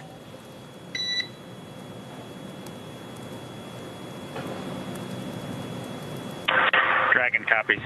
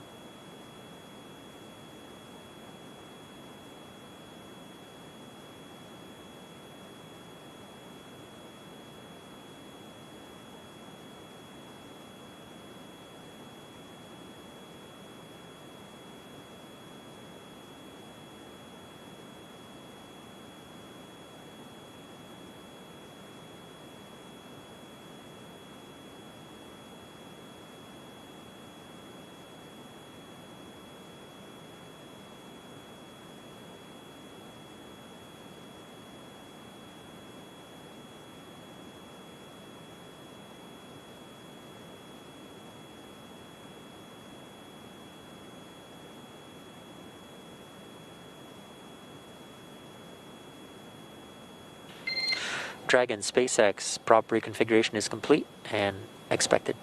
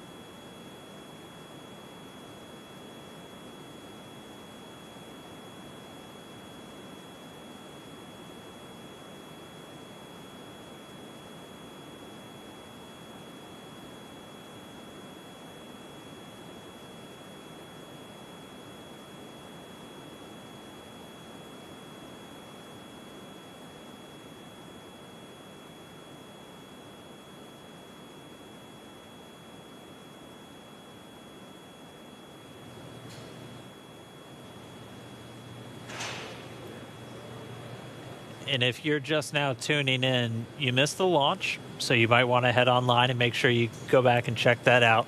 But Bob Bank and Doug Hurley, our two NASA astronauts, are flying through outer space right now after that successful launch just a little while ago. We're going to be bringing you this ground track that you're looking at. You're going to be able to see exactly where Dragon is over planet Earth, and you're going to see a number of different lines, so usually 3 at a time. And so what that is showing is each of those orbits around planet Earth for the Dragon spacecraft. And it looks like it's wavy, but that's because you're taking a globe and then stretching it out flat. And so that's why it looks like, so it is a straight line if you were actually looking at it around the globe. So with that on-time launch, they've already traveled well away from the Kennedy Space Center. They're already downrange, way in excess of 600 miles. But they're going to continue to fly around the planet Earth. They're going to continue to raise their orbit over the next 19 hours. They were successful in doing so with their first burn, the phase burn. That was done. And SpaceX Dragon for suit doffing. We started a timer for the drying of both suits about 4.5 minutes ago, if you guys want to back us up. Copy. Timer started for suit drying 4.5 minutes ago. We'll back you up. And that was the Demo 2 Commander Doug Hurley talking to the core behind us right here in Mission Control Hawthorne. The crew has doffed or gotten out of their spacesuits that they've been in for several hours now, and they kind of hang it up, almost like hanging up your clothes just to dry, and they're going to continue to they have a timer just to know when they're fine to just pack them away. They're not going to have to put those suits on again until tomorrow when it's time to dock with the space station. Quick, I want to comment there on the view on the right-hand side of your screen. That is, if Bob and Doug were looking out the window, that's basically what they'd be seeing right now. That's a live shot from Dragon, and with planet Earth rotating below it. Yeah, they're going to continue to make their way up over the next couple of hours. We have a number of items coming up for them, though. We are still counting down to that manual flight test. That should be coming up within the next half hour, and that's going to be Bob and Doug actually taking control of the Dragon spacecraft for the very first time. So that's going to be really exciting. Hopefully we'll get some video inside of the cabin. We'll have video inside the cabin anytime that the crew is ready for us to come on board. And anytime we have connection through ground stations, through SpaceX's worldwide network of ground stations to communicate with the spacecraft. Yeah, and just real quick, I want to correct myself now that I can see the image a little better. That's actually a live shot from the International Space Station. I thought it looked like a radiator. Yeah, for a second I thought it was the Dragon trunk there. But nope, that is the ISS. So that's where Bob and Doug are heading. And like we have been saying so far, this is just the beginning of what is a 19-hour journey for them. So they've got a lot of stuff coming up. Like we've been saying, there are 5 main burns. We've completed the first of those 5 main burns. And they will be going to sleep in a while. Well, they'll eat first, and then they'll get to sleep. And that sleep portion of the mission is actually really important because we need them to be really well rested and comfortable whenever they start doing the approach phases to the International Space Station. So they get scheduled 8 hours, if I remember correctly. Yep. And I mean, you can see whenever we had the views inside of Dragon earlier, you can see that SpaceX Dragon 4.300 is complete. Copy. 4.300 complete. So again, that's Bob and Doug just getting the cabin configured. They're out of their suits, getting a little bit more comfortable, and then hopefully we'll be getting to that manual flight test in just a little while. Yeah, they'll have about 8 hours of sleep scheduled. I don't know how you can go to sleep on a day like today, but I also don't know how they were as calm and collected as they were. So again, you're dealing with some special people when you're flying somebody into space. For sure. And as we saw from our views inside the cabin earlier, they will be sitting in a sitting position while they're sleeping. Whereas on the International Space Station, they have a flat bed, if you will, that they get strapped in. So the sleeping situation that they have for their ride on Dragon is definitely a little different than what they'll have on their longer stay on the International Space Station.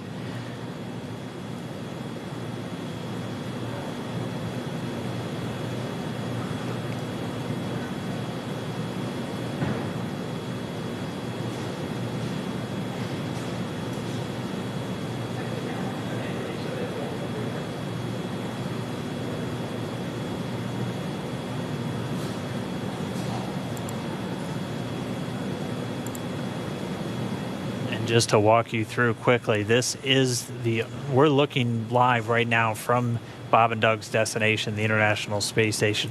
They are scheduled to dock tomorrow, with that initial docking coming at 7:29 a.m. Pacific time. So over here on the West Coast, it'll be 10:29 a.m. over on the East Coast.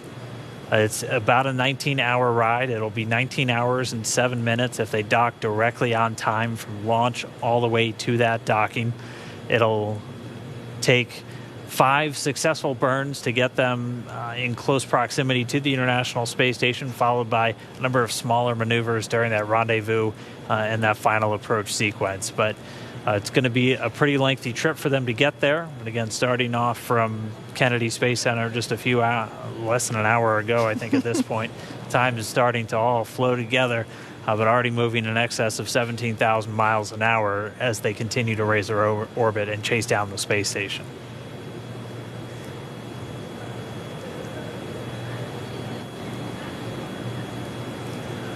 And once they get there, they're going to be joining the Expedition 63 crew already in progress.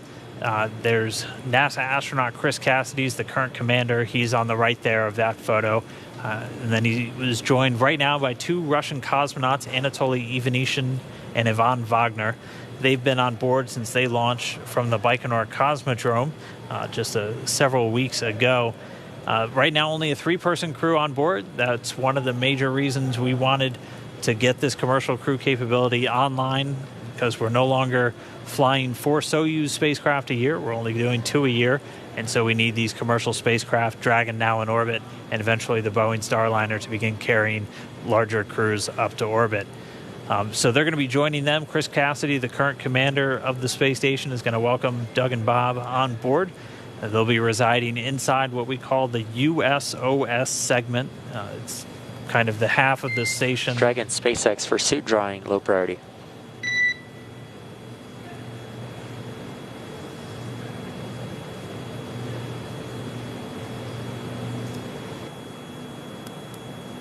Go ahead.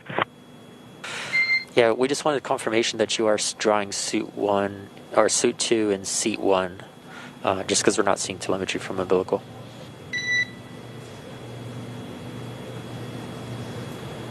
Yeah, that's affirmative. Suit, my suit from seat 2 is in seat 1, and it's hooked up, and we've verified airflow. Copy, thanks. And at this point, the crew is out of their suits and they're drying them, so they're actually reconnecting them to the umbilicals of the seats that they're not using. You heard them refer to seats 2 and 1. If you were looking inside the Dragon capsule, it goes seats 1 through 4 from right to left, so it's a little backwards.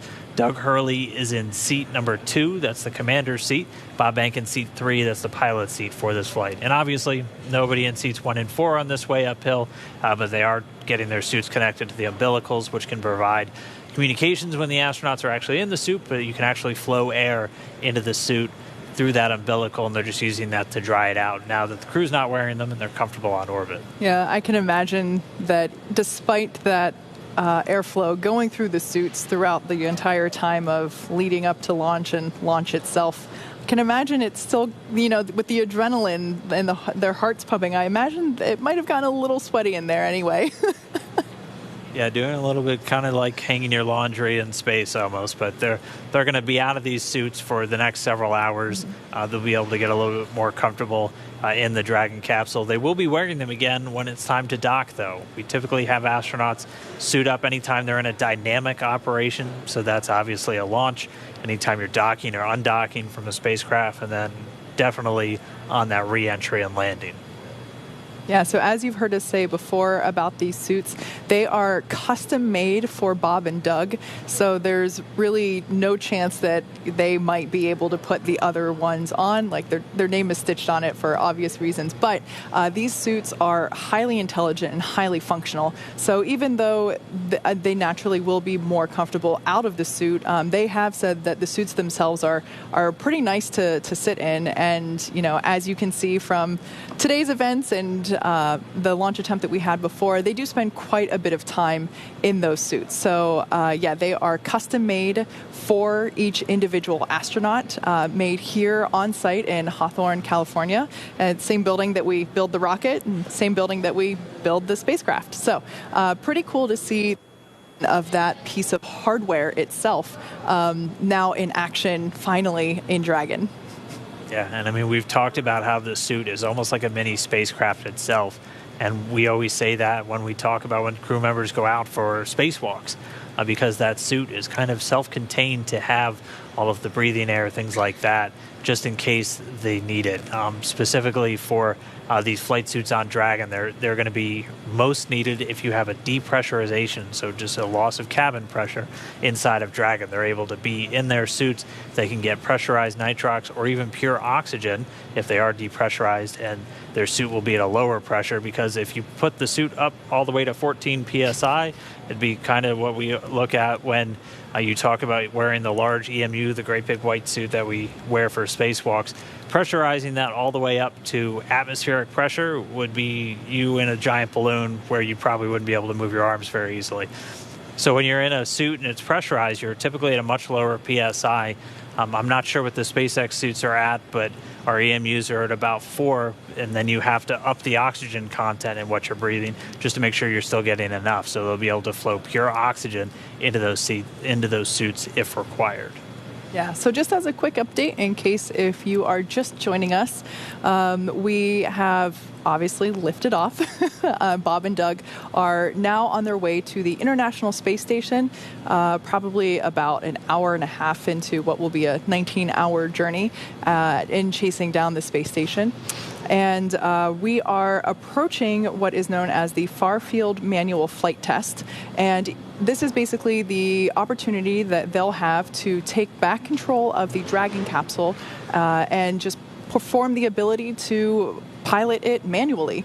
Dragon is a fully autonomous spacecraft, meaning that it drives itself. It is highly intelligent. The flight computer makes all the calls using all the inputs from the sensors and the data that it receives. And so realistically, this is meant to be a fairly hands-off flight to the International Space Station. But in the event that for some reason Bob and Doug need to, or whichever astronaut is on board Crew Dragon might need to take manual control, the Far Field Manual Flight Test, which we have coming up in just a few minutes actually, is what we will be doing to basically complete the test objective for this mission, saying, yeah, that is absolutely possible to do. Yeah, it's right there in the name. It's a demonstration mission 2, which on demonstration mission 1, we didn't have crew members, but did a lot of tests of Dragon's maneuverability, even testing an abort when we were on that final approach and docking. And so Bob and Doug are really just on board to really put it through the ringer, to put all the systems through and check them out that would require a crew being on board, because this will be that final test before NASA looks to certify SpaceX to begin those regular crewed flights to the space station. So we're talking about those 6-month to year-long missions with crew members living and working in space. And we're looking at doing that later this year, as soon as we're wrapped up with Demo 2, as soon as a month after Bob and Doug return. We'll be looking for that next crew to go up. 3 NASA astronauts and 1 from our partner agency, JAXA, the Japanese Aerospace Exploration Agency. So things aren't slowing down. We're just at the very start of this mission. It's hard to think that we're already thinking forward to the next one this quickly, but that's just the nature of the business right now. Things Absolutely. are definitely picking up in space. Yeah, as SpaceX engineer myself, part of my job is to help NASA come in and certify the hardware that we're building. So I have been inside of the capsule that's now in space. I've been inside the capsule that, as Jessica Jensen mentioned earlier in the webcast, earlier this week was just in the Dragon clean room, which is down the hallway from us here, which is now in a different building for it to complete high pressure testing. But as someone that has spent the last 5 years working for this mission that we're executing today, it is so surreal to now be performing the parts of testing, of demonstrating with the astronauts. I still remember hearing the comms check on Wednesday of, just pre-flight, making sure that all different the key players in the mission were able to communicate back and forth, as well as to Bob and Doug. And I just got chills whenever I heard that tone of them communicating back and forth to mission control. Yeah, well, it was great to see them get off the ground today, and hopefully we see them in just about 10 minutes or so doing this flight test. So we're going to continue to follow along. Again, we're here for the duration. Dragon, SpaceX for timeline. Hopefully we get a call on how quickly we get that test right here.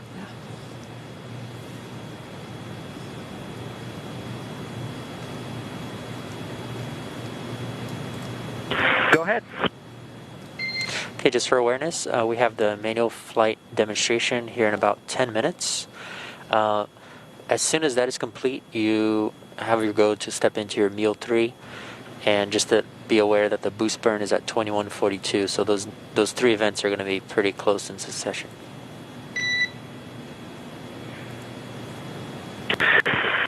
Thanks for the update. Yeah, we were looking at that. I think we're just about changed, so we'll give you a go to come back on board here in about maybe 5 minutes or so.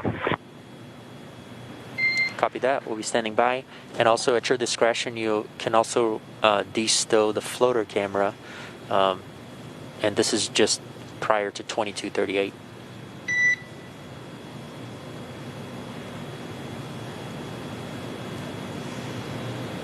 All right, so there you heard it. Copy that. Should be joining Bob and Doug back inside the Dragon capsule in about 5 minutes or so. And then we should be seeing that manual flight test in a little less than 10 minutes from now. The International Space Station right now is flying. Let's get a quick look at the ground track. It's flying over the Pacific Ocean just to the southwest of Mexico, about to swing out over the central part of the United States. At the time of launch, though, it was right over North Carolina and actually passed right over the Cape minutes before flight. And we were able to get a couple of images down from the current Expedition 63 commander, Chris Cassidy. This picture is of that pad, 39A, at the Kennedy Space Center with Bob and Doug still on the launch pad, the rocket still there, taken 2 minutes before the launch. That is incredible. And he was able to send a couple of them down. So eagle eye for Chris Cassidy to snap these. We literally just got these down, so we wanted to share them with everybody. But the space station was flying directly over at the time of launch.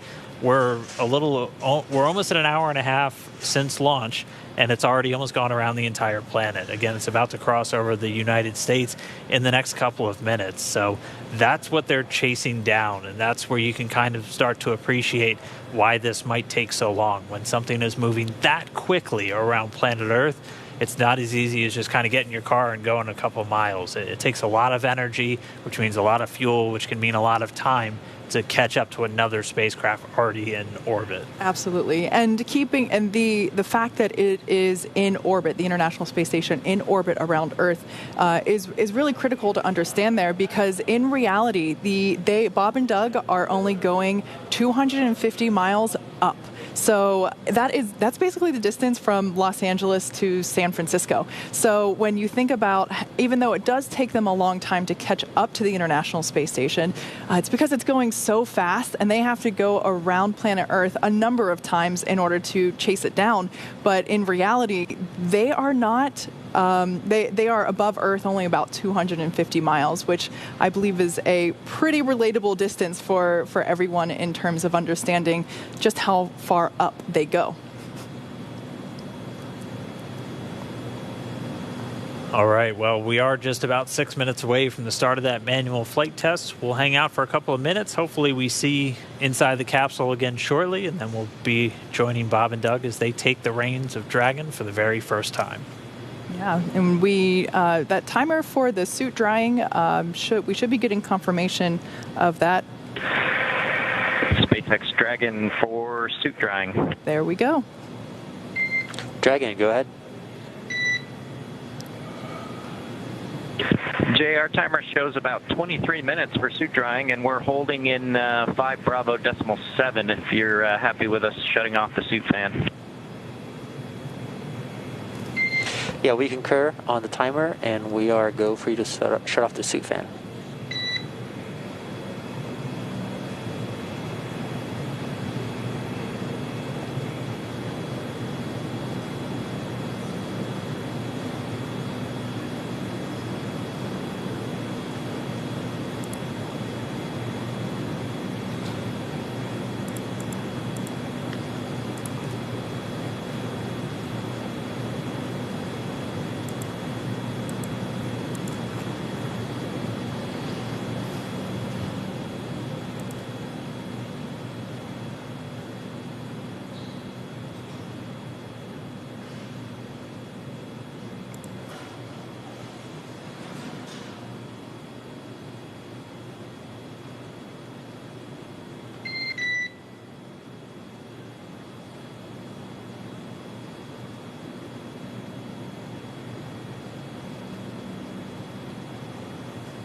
We should be just about 5 minutes or so from that manual flight test. Again, we're just standing by and hopefully getting those views back inside Dragon with Bob and Doug shortly.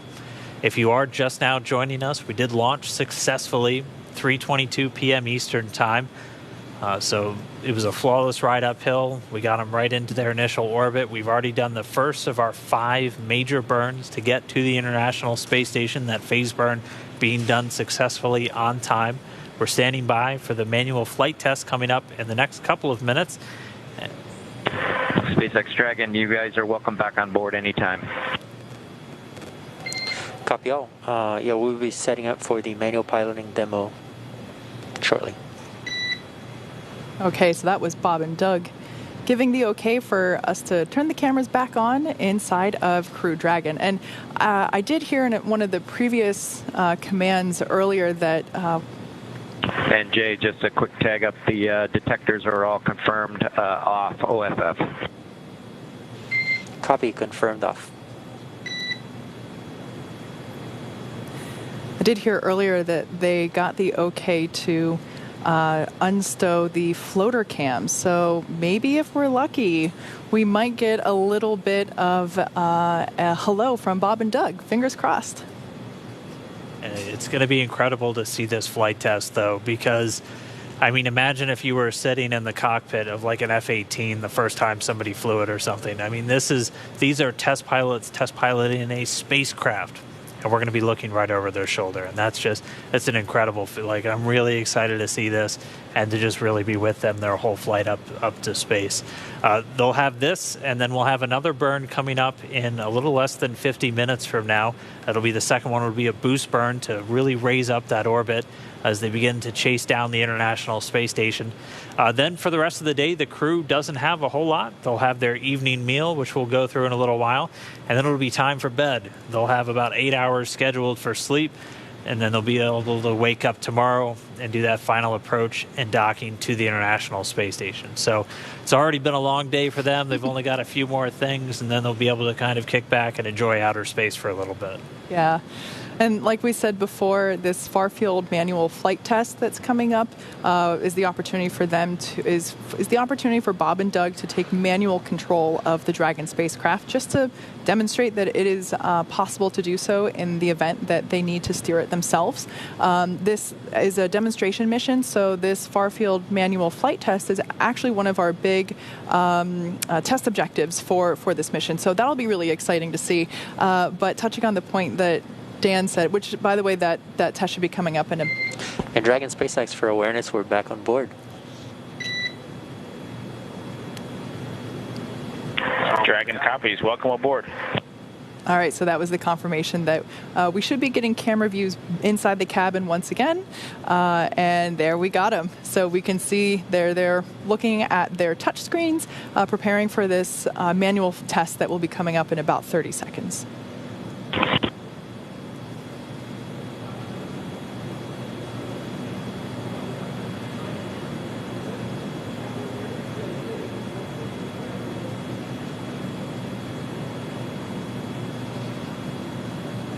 What a sight. I love that we can see right over their shoulders. We can see the screens.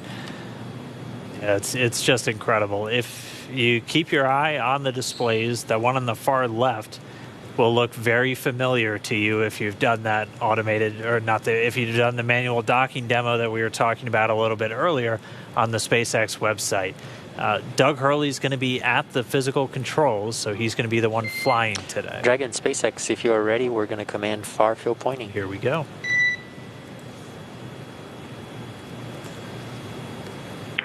We are ready. Copy. I'll give you the go after the transition is verified. So again, they're going to put Dragon into a far field pointing. So they're going to put it into a special configuration just to let the flight computer know that, hey, this manual flight test is happening, and then the flight computer won't be trying to fight it or adjust the attitude at any point during this. And again, all of the inputs that Doug is going to make as he's doing the manual flying, they're not going to send those final commands to the flight computer. So when they're done, the flight computer takes back control of the spacecraft, continues flying on its way to the station. Yeah, so I would imagine that right now they must be really excited to conduct this test. Bob and Doug are test pilots. This is what they live for. And for them to have the opportunity to test out a completely new vehicle, this upcoming test is certainly something that I'm sure they've been looking forward to. So we're just going to continue to stand by. We'll get this test started. We'll be hopefully over their shoulder the whole time, and we'll bring you the results after it's concluded.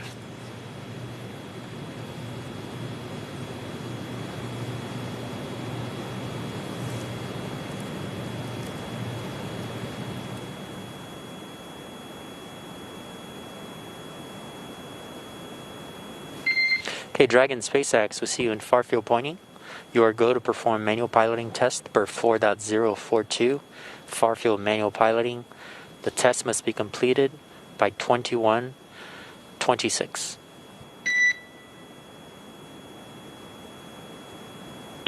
Okay, we copy. We've got to go for 4.042. We'll put that in work and understand the test needs to be completed by 21:26 Zulu.